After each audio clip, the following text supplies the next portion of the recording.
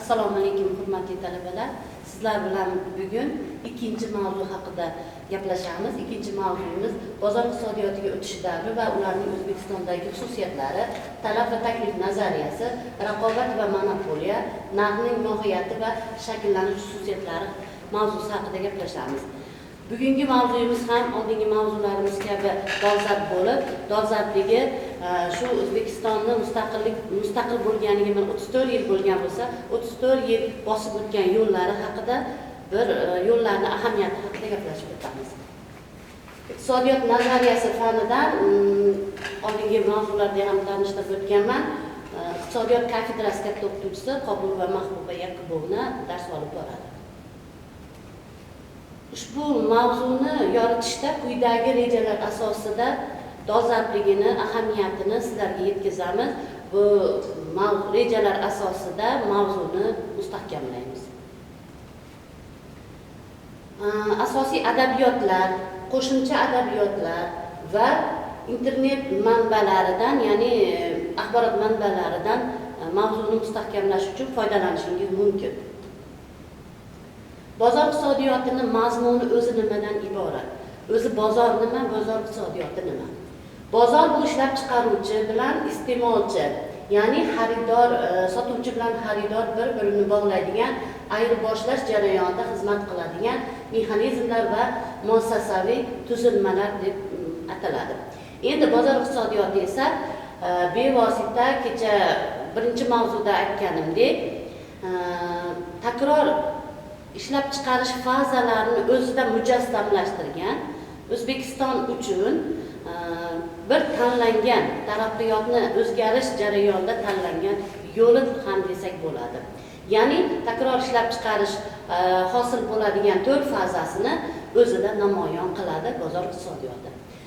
Iqtisodiyot esa bevosita kecha birinchi mavzuda aytib o'tganimdek, tejab, tergab, ishlatish jarayonlarini, ya'ni iqtisod qilish jarayonlarini o'z ichiga oladi.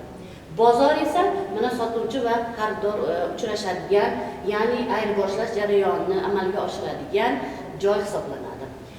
Bozor va bozor iqtisodiyotining farqi bevosita shundan iborat bo'lib, takror ishlab chiqarish fazalari, ishlab chiqarish, taqsimot, ayirboshlash, iste'mol jarayonlarini bir-birida zanjir holatida amalga oshirish jarayonini bozor iqtisodiyoti deb ataymiz. Lekin bozor esa bozorda faqat ayirboshlash jarayonlari amalga oshiriladi. Bozor iqtisodiyoti o'tish davrida nima ishlar amalga oshirilgan? Ma'muriy buyruqbozlik tizimini bartaraf etish yoki tubdan o'zgartirish hamda bozor tizimini asoslarini shakllantirish jarayonlarini amalga oshiruvchi tarixiy davr hisoblanadi. Mustaqillik yillarida mana bozor iqtisodiyotiga mustaqillik davrlarida mustaqillikni e'lon qilingandan keyin bozor iqtisodiyotiga o'tish yo'lini tanlaganmiz. Bozor iqtisodiyotiga o'tish yo'lida esa albatta mamlakatimiz aholisi, mamlakatimiz ziyon ko'rmasligi uchun bosqichma-bosqich o'tish yo'lini tanlaganmiz. Bosqichma-bosqich o'tish yo'lida bevosita bir qancha bosqichlarni amalga oshirilyapti. Demak, bu amalga oshirilayotgan bosqichlarda mamlakatimizning rivoji uchun ishlar, dasturlar amalga oshirilyapti, ya'ni ishlar amalga oshirilyapti. Bu jarayonda birinchi bosqichida mustaqillik yillarida muhtaram birinchi prezidentimiz Islom Abdug'aniyevich Karimov tomonidan rivojlangan davlatlardan asoslanib, rivojlangan davlatlardan andoza olib bir qancha ishlarni amalga oshirgan. Ya'ni O'zbekistonni rivojlantirish uchun 5 asosiy tamoyillarni ishlab chiqqan, o'zbek modelini ishlab chiqqan. Demak, bu jarayonlarda prezidentimiz, birinchi prezidentimiz Islom Karimovdan ancha o'rnak olsak arziydi. O'zbek modeliga to'xtaladigan bo'lsak, mustaqillik yillarida shu o'zbek modelini 3 tasnifdan iborat bo'lgan o'zbek modeli rivojlangan davlatlardan rivojlangan va rivojlanayotgan davlatlardan andoza olib ishlab chiqilgan, asos solinib, bu jarayonga to'xtaladigan bo'lsak, birinchi tasnifida qadriyatlarimiz, dinimiz, o'zbekligimiz, geografik joylashgan o'rnimiz, O'zbekistonning ramzlari barchasini o'z ichiga oluvchi birinchi tasnifi o'zbek modelining birinchi tasnifiga kiritilgan. Ikkinchi tasnifida esa O'zbekistonni rivojlantirishning 5 asosiy tamoyillari, ya'ni bozor iqtisodiyotiga o'tishning 5 asosiy tamoyillariga asoslangan. Va uchinchi o'zbek modelining uchinchi tasnifi esa barcha sohalarda tubdan islohotlar o'tkazish, ya'ni tub tarkibiy o'zgarishlar yaratish imkoniyatlarini asoslash uchinchi o'zbek modelining uchinchi tasnifiga kiritilgan.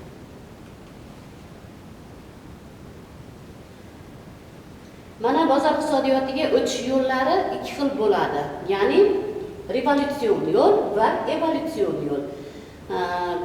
Biz O'zbekiston evolyutsion yo'lni tanlaganmiz. Ya'ni revolyutsion yo'lda jadal usulda tub islohotlar o'tkazish, avvalgi tizimni tarkib topgan iqtisodiy munosabatlardan birdan batamom sindirish talab etiladi. Ya'ni buni revolyutsion yo'l deb ataymiz. Biz revolyutsion yo'ldan bormaganmiz, chunki birdan barcha tizimlardan voz kechib, tubdan karat qilib davolash usuli bo'lganligi uchun bu yo'lni biz tanlamaganmiz. O'zbekistonga mos bo'lgan yo'l evolyutsion yo'lni tanlaganmiz.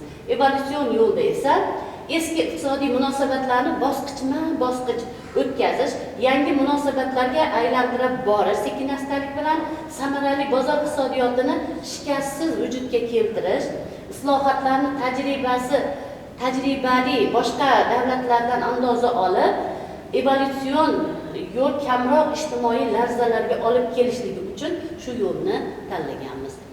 Endi bu yo'lni tanlashda avvalo shu islohotlar natijasida bevosita bir qancha ishlarni ham amalga oshirilgan. Mana evolyutsion yo'lni tanlashda mana o'zbek modelini ikkinchi tasnifiga ham kiritilgan, ya'ni O'zbekistonni rivojlantirishni 5 asosiy tamoyillarga asoslangan. 5 asosiy tamoyillarni sizlarga men yana takror aytishim kerak. Birinchisi iqtisodiyotni siyosatdan ustuvorligi, ikkinchisi davlat bosh islohotchi ekanligi, uchinchisi qonun ustuvorligi, to'rtinchisi kuchli ijtimoiy himoya va beshinchisi bozor iqtisodiyotiga bosqichma-bosqich o'tish yo'llari, demak O'zbekistonni rivojlantirish uchun asosiy tamoyil qilib hisoblangan. O'tish davrida bozor iqtisodiyotini shakllantirishning asosiy yo'nalishlaridan biri bo'lib quyidagilar hisoblanadi. Ya'ni iqtisodiyotni erkinlashtirish, iqtisodiyotni monopoliyadan chiqarish va raqobat muhitini yaratish, institutsional o'zgarishlar, tarkibiy o'zgarishlar, makroiqtisodiy, asosan moliyaviy barqarorlashtirish, aholini ijtimoiy himoyalashni, bozor xo'jaligiga mos bo'lgan tizimini shakllantirish. Bu jarayonda ishlab chiqarishni, ya'ni bozor iqtisodiyotiga o'tishni tashkil etish jarayoni ishlab chiqilgan. Bu davrda, ya'ni shu mustaqillik yillarida 1991-yillarda shu tashkil etish, bozor iqtisodiyotiga o'tishni tashkil etish jarayonlari ishlab chiqilgan. Bunga asosan iqtisodiy islohotlarni erkinlashtirish, iqtisodiy islohotlarni chuqurlashtirish natijasida bozor iqtisodiyoti amalga oshiriladi. Buning natijasida esa kuchli huquqiy demokratik davlat barpo etiladi. Kuchli huquqiy demokratik barpo etilgan davlatda albatta pirovard natijaga erishiladi. Pirovard maqsadimiz ozod va obod vatan qurish, erkin va farovon hayot kechirish bo'lgan. Bozor iqtisodiyotining afzalliklari va ziddiyatlari ham mavjud. Bozor iqtisodiyotiga o'tishda bir qancha bosqichli ishlarni amalga oshirganmiz. Birinchi bosqichida o'zbeklarga, ya'ni O'zbekistonning aholisiga bozor iqtisodiyoti qanday holatda bo'lishligini ongiga singdirib borganmiz. Endi bu ongiga singdirilganda bozor iqtisodiyotiga o'tsak, bosqichma-bosqich o'tsak, nima ishlar amalga oshirilishligi tushuntirib o'tilgan. Bozor iqtisodiyotining afzalliklari resurslarni taqsimlanishning samaradorligiga bog'liq hisoblanadi. Ya'ni resurslarni taqsimlashning samaradorligi bevosita shu iqtisodiy samaradorlik ko'rsatkichlarida, iqtisodiy kategoriyalarda namoyon etiladi. Ya'ni iqtisodiy samaradorlik ko'rsatkichlari qanchalik yuqori bo'lsa, demak resurslardan oqilona foydalanganligimiz kelib chiqadi. iqtisodiy faoliyat va tanlov erkinligi, ya'ni iqtisodiyotni erkinlashtirish, iqtisodiy islohotlarni chuqurlashtirish natijasida yuz beradi. Bu jarayonda albatta bozor iqtisodiyotini afzal tomonlarini ko'rsatib o'tish mumkin hisoblanadi. Iqtisodiy subyektlarning tinimsiz harakati va izlanishlarni ta'minlanishi, ya'ni bu jarayonda faqat ijobiy tomonlarini, ya'ni iqtisodiy subyektlarni harakatga keltirish, bu jarayonda shu bozor iqtisodiyotiga bo'lgan munosabatni to'g'ri yo'lga qo'yish ishlarini amalga oshirish vazifalari yuklatilgan. Bozor iqtisodiyotining ziddiyatlari ham bor. Bu ziddiyatlarga to'xtaladigan bo'lsak, u o'zini bosh nazorat mexanizmini, ya'ni raqobatni kuchsizlantirilishiga yo'l qo'yadi va hatto buni rag'batlantiradi. Ya'ni raqobat bor joyda rivojlanish bo'ladi. Raqobatni kuchsizlantirilgan joyda esa ishlab chiqarish jarayoni ham pasayadi. Ya'ni bevosita ishlab chiqarish jarayoni pasaygandan keyin rivojlanish ham pasayish jarayonida bo'ladi. Bu mana bozor iqtisodiyotining ziddiyatlari hisoblanadi. Jamiyat a'zolarining daromadlarini tengsizliklari kuchayib borishi va aholi tabaqalanishiga olib keladi. Ya'ni bozor iqtisodiyotida boyga, kambag'alga aylanish imkoniyatlari ko'proq bo'ladi. Shuning uchun bozor iqtisodiyotiga o'tish asosiy tamoyillarda keltirib o'tilgan qonun ustuvorligi, davlat bosh islohotchi ekanligi, demak bular o'z ishini olib borib, davlat doimiy nazoratga olib boradi. Ya'ni qonundan tashqarida ish ko'rish man etiladi. Qonundan tashqarida agar qonun buziladigan bo'lsa, bevosita javobgar hisoblanadi. Bozor iqtisodiyotining ijobiy jihatlari quyidagilar kiradi.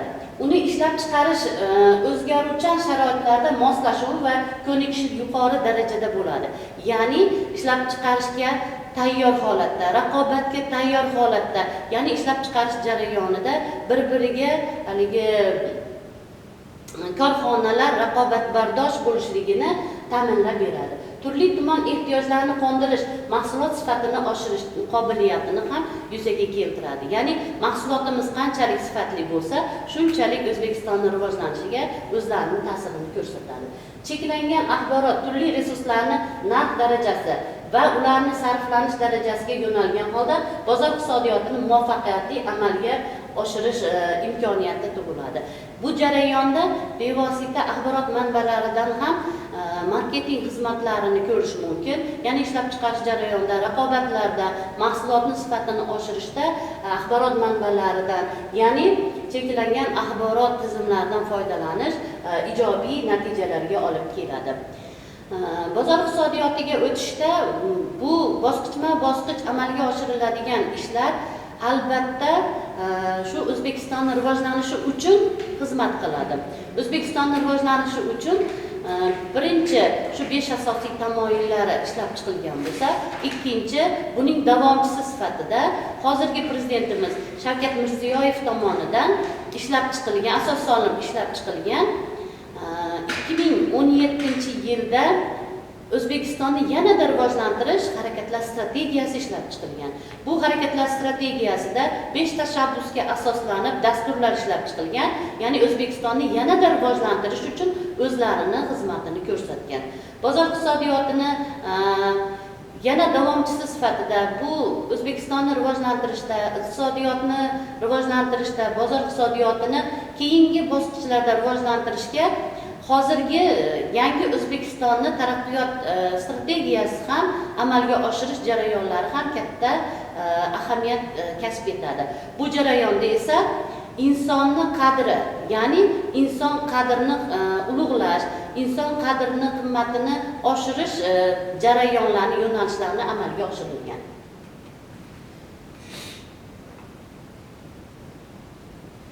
Uchinchi rejamiz talab va taklif nazariyasi. Talab va taklif nazariyasida to'xtaladigan bo'lsak, birinchi talab o'zi talab nima? Talab tushunchasi bu pul bilan ta'minlangan ehtiyoj hisoblanadi. Talab bevosita ishlab chiqaruvchilar, ya'ni ma'lum vaqt oralig'ida narxlarni mavjud darajada iste'molchilarni ya'ni iste'molchilarni tovar va xizmatlarga ma'lum turdagi sotib olishga qodir bo'lgan ehtiyoji talab deb ataladi. Ya'ni sotib olishga, ehtiyojini qondirishga, sotib olishga qodir bo'lgan qismi talab deb ataladi. Ya'ni bular albatta ishlab chiqaruvchilarga bog'liq bo'lar ekan. Endi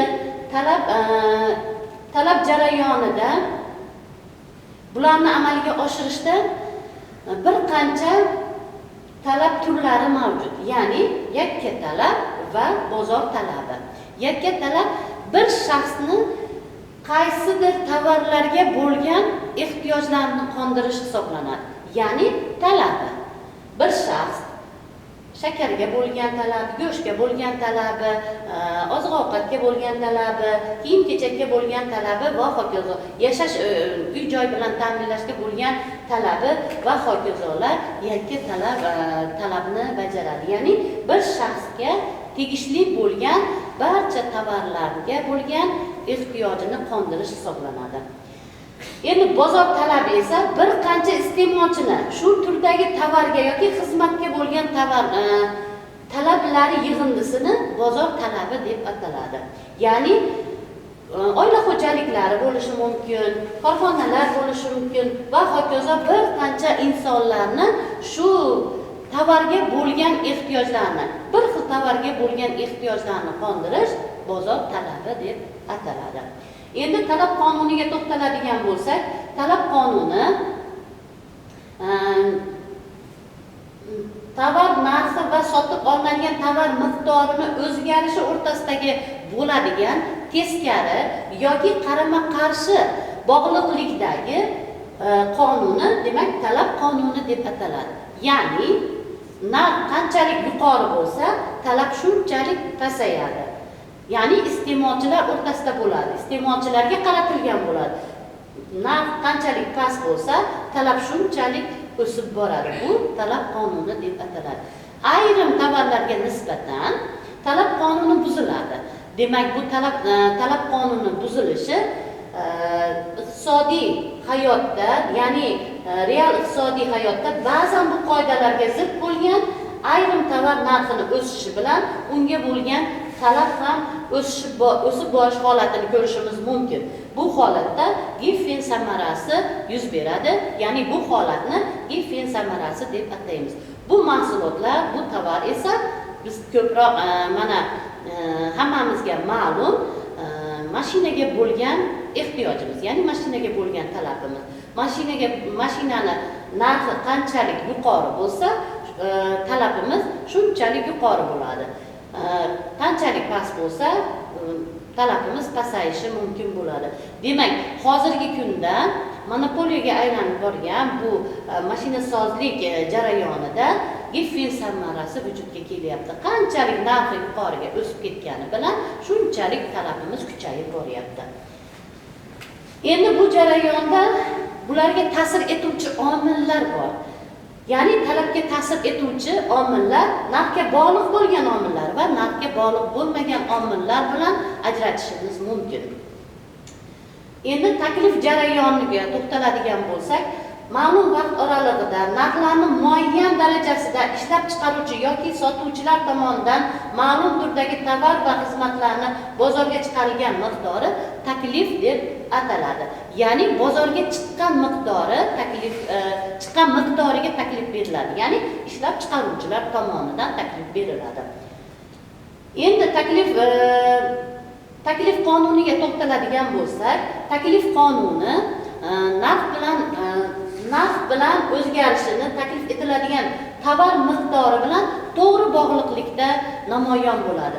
To'g'ri bog'liqlikdagi o'zgarishi taklif qonuni deb ataladi. Ya'ni talab qonuniga zid holatda. Talab qonunida qarama-qarshi edi, taklif qonunida esa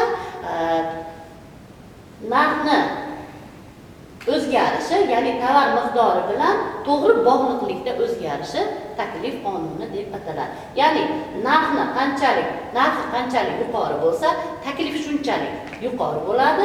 Narx qanchalik tushsa, taklif ham tushib boradi.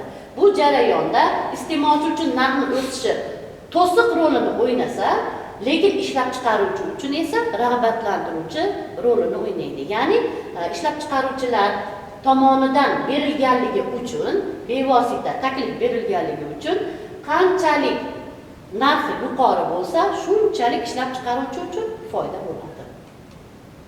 Bunda ham taklif qonunida ham bir qancha ta'sir etuvchi omillar bor. Ta'sir etuvchi omillar narxga bog'liq holatdagi omillar va narxga bog'liq bo'lmagan holatdagi omillarga to'xtalib o'tamiz.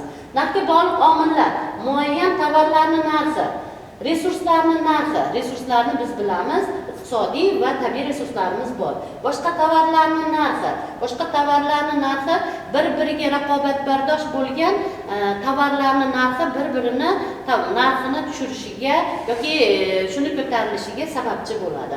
Narxga bog'liq bo'lmagan omillar esa bevosita shu taklif qilinayotgan mahsulotimizni ishlab chiqarish texnologiyasini o'zgarishi, yangi texnika texnologiyalar jarayonida yangi texnologiyalarni kirib kelishi, soliq va subsidiyalar, bozordagi sotuvchilarning narxi, bular bevosita narxga ta'sir ko'rsatmaydi, ya'ni narxga bog'liq bo'lmagan omillarni o'z aksida beradi. Talab miqdori bilan taklif miqdori bir-biriga teng bo'lgan holatda esa bozor muvozanati deyiladi. Ya'ni bozor muvozanati vujudga kelgan holda shakllangan narx bozori, ya'ni narx deyiladi. Ba'zan uni muvozanatlashgan narx deb ham yuritiladi.